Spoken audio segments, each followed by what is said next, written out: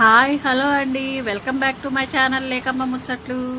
ఈరోజు చూసారా మా వెదర్ ఎంత బాగుందో. గుజరాత్లో చాలా వాన పడుతుంది, చాలా పెద్ద వాన పడుతుందండి. క్లైమేట్ అయితే చాలా సూపర్గా ఉంది, చల్ల చల్లగా. సో ఈ చల్లని వాతావరణంలో మనకేమన్నా హాట్గా తినాలనిపిస్తుంది కదా. సో అందుకని నేను ఇవాళ మసాలా వడ ప్రిపేర్ చేద్దామని డిసైడ్ అయ్యాను. సో ఇంట్లో ఉన్న సింపుల్ థింగ్స్తో మనకి బయట హోటల్లో బండ్ల మీద దొరికేటువంటి మసాలా వడలు సింపుల్గా చేసుకుందామండి. ముందుగా ఏం చేయాలంటే నేను పప్పులు అవి నానబెట్టేసుకున్నాను. సో ఆ క్విక్ అయిపోయింది. ఫస్ట్ 2 గ్లాసుల పచ్చెనపప్పుకి 1/2 గ్లాస్ మినపప్పు వేసి నానబెట్టుకోవాలండి. తర్వాత నానిన దాన్ని వడగినిలో వేసుకొని వడకట్టుకోవాలి, వాటర్ అనేది లేకుండా.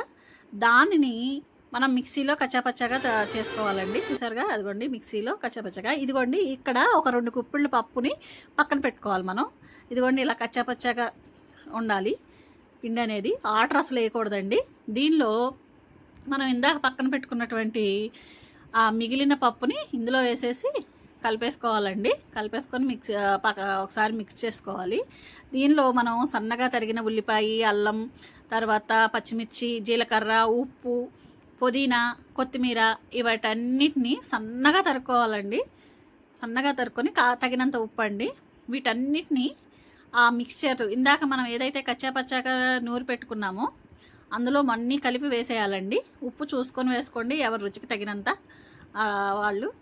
ఆ తర్వాత ఇవన్నీ కలిపేసుకొని బాగా మిక్స్ చేసేసుకోవాలండి. పుదీనా ఫ్లేవరు, కొత్తిమీర ఫ్లేవరు, జీరా వీటన్నిటి ఫ్లేవరు ఆ పిండికి బాగా పట్టేస్తుంది.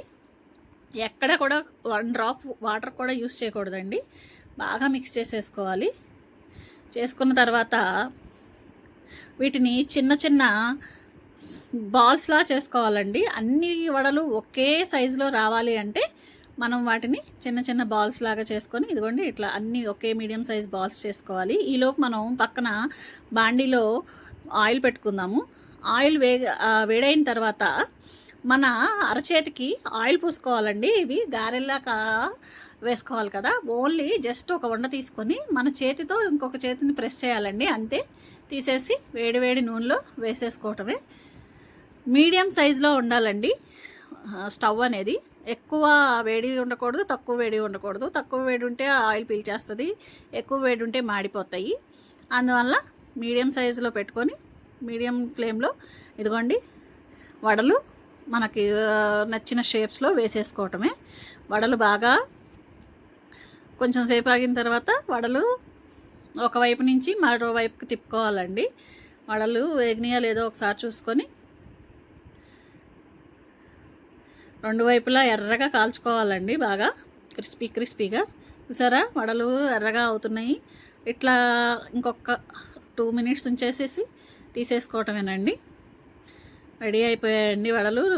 ఆయిల్ అంతా తీల్చేసింది, ఆయిల్ బయటకు వచ్చేసింది. సో ఇప్పుడు తీసేసుకొని మనం వడగిన్నెలో వేసేసుకుందాం. ఏమన్నా ఆయిల్ ఉంటే పోతుంది. ఇదిగోండి రెడీ అయిపోయినాయి.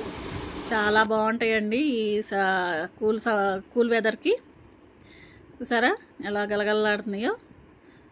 అన్నీ ఒకే సైజులో వచ్చాయి. చూసారా, అదిగోండి ఒకటి చూస్తాను. చూసారా, పైన ఏమో క్రిస్పీగా, లోపలంతా చక్కగా ఉడికిపోయి చాలా బాగుంటాయి. సాస్ కానీ కొబ్బరి చట్నీతో కూడా నంచుకోవచ్చు.